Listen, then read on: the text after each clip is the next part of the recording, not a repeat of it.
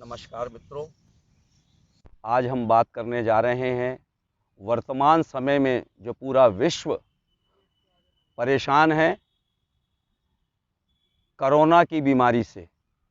और हम जो सुन रहे हैं, देख रहे हैं कि कोरोना का सबसे ज़्यादा प्रभाव हमारे फेफड़ों पर पड़ता है, लंग्स पर पड़ता है। और यदि यह प्रभाव लंग्स पर ज़्यादा मात्रा में चला जाता है तो उसमें दुर्घटना होने की संभावनाएं अधिक मात्रा में बढ़ जाती हैं। तो विशेषकर आज हम चर्चा करेंगे दमा रोग के ऊपर कि आयुर्वेद और प्राकृतिक चिकित्सा के माध्यम से हम दमा के रोग पर कैसे नियंत्रण पा सकते हैं। सामान्यतः यह कहा जाता है कि दमा का रोग जो है वह दम निकलने के साथ ही निकलने बाहर जाने वाला है, लेकिन यह भ्रांतियां हैं। यदि हम नियमित योग करें, व्यायाम करें, दिनचर्या नियमित रखें, खान पान सुधार लें तो हमारे समय रहते हुए ही यह दमा एकदम ठीक हो सकता है।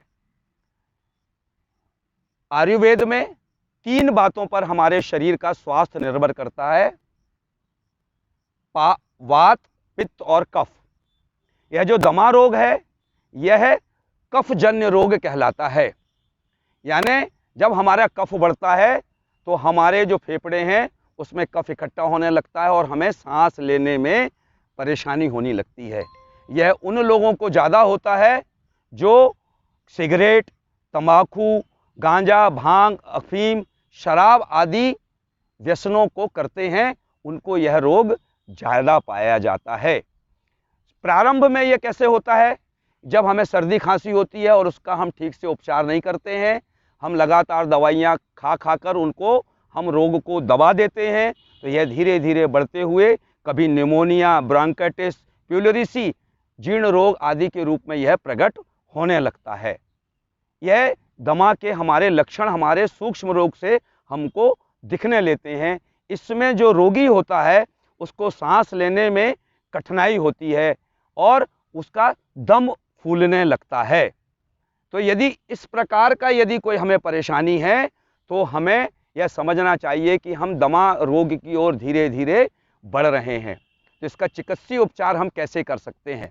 इसके लिए सबसे पहले हमें रोग निवारक आहार लेना पड़ेगा। यानी प्रातः नाश्ते में आपको संतरा, खरबूजा, पपीता, अमरूद, जामुन आदि इनमें से कोई एक चीज़ का हमें नाश्ता करना चाहिए। और दोपहर भोजन में हमें मोटे आटे की रोटी और 1 पाव उबली सब्जी बगैर नमक के हमें खाना चाहिए।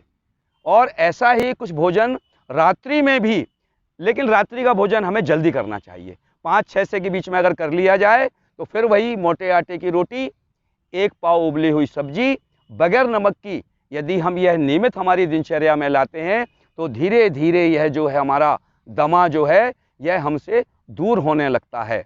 और भी हैं, आप नियमित व्यायाम करिए, योग करिए। योग में आप सूर्य नमस्कार कर सकते हैं, भुजंगासन। ऐसा आप करते हैं तो हमारे जो फेफड़े रहते हैं, ऐसे हमें आसन करना चाहिए जिससे हमारे फेफड़ों को फैलाव मिले। देखिए, एक मैं करके दिखाता हूँ, इससे बहुत लाभ होगा। सामने ऐसा हाथ जोड़ लीजिए, सांस लेते हुए ऐसे लाइए पीछे और पीछे और पीछे और पीछे, रुकिए, फिर धीरे धीरे वापस आइए। इसी प्रकार से आप लगातार करेंगे, धीरे धीरे सांस लेते हुए, रुकिए, सांस छोड़ते हुए। बस यही भुजंगासन के जो 5 स्टेप है वो मैं आपको जब भुजंगासन बताऊंगा उसमें आपको करना चाहिए।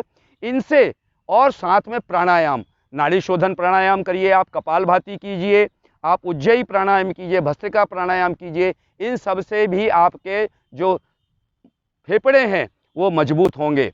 विशेष ध्यान देने योग्य बात यह है कि आप इसमें बीच बीच में उपवास जरूर करें, और उपवास में आप 1 गिलास पानी हर घंटे में लगातार लें। एक मैं आपको हमारे यहाँ एक योग में कुंजल कहलाता है, जलनेती और कुंजल। मतलब आप पानी पी लीजिए 7-8 गिलास, कुनकुना थोड़ा नमक डाल के उल्टी कर दीजिए, इसे कुंजल कहते हैं। जलनेती, एक बाएं नासिका से कुनकुना पानी लीजिए, नमक मिलाइए, बाएं नासिका से डालिए, दाहिने से निकलेगा, दाहिने से डाले बाएं। इसका भी मैं अलग से आपको एक वीडियो बनाऊंगा।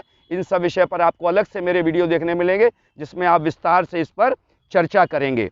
लेकिन एक जो मैं आपको नुस्खा बताने जा रहा हूँ, 50 नीम की पत्ती, 1 अंगुल मोटाई की आपका गिलोय की हरी डंठल, 3 ग्राम सौंफ, 3 ग्राम अजवाइन, 3 नग छोटी पीपली को कूट पीसकर 100 ग्राम पानी में इसको रात में रख लें और इसे फिर उबाल के इसको रख लें और इसे हमें नियमित लेना चाहिए। साथ ही 1 नींबू काट लें, उसका रस निकाल कर एक कांच की शीशी में रख लें और जो छिलके हैं, छिलके को 1 पाव पानी में उबाल लें और दोनों को आपस में मिला के इससे पी लें।